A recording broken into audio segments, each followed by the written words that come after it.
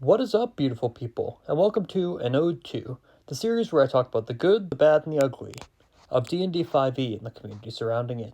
Today, we're talking about some people's favorite mechanic and most people's least favorite, critical failures. What exactly is a critical failure? Well, to put it simply, after the player rolls a d20, if they get a 1, it means any attack roll made misses.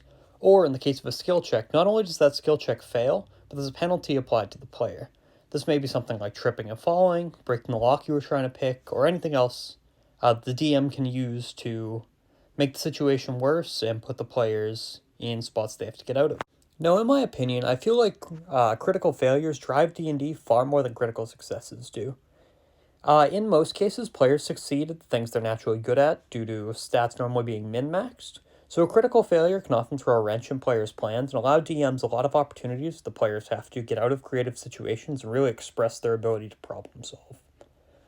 Additionally, critical failures can kind of provide agency for different players. If you have one character that's really good at consistently picking locks, if they were to fail that check and break the locks they couldn't pick through, then maybe the barbarian has to smash down the door. The wizards have to creatively use their spells to get into the next room.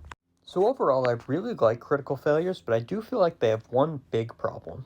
When you get to higher levels, 12, 15, 17, when players get really good at the things they're good at, really high proficiency bonuses and having really high stats, you have awkward moments where, let's say your wizard's really good at arcana checks, and they fail a check that should be really easy for them.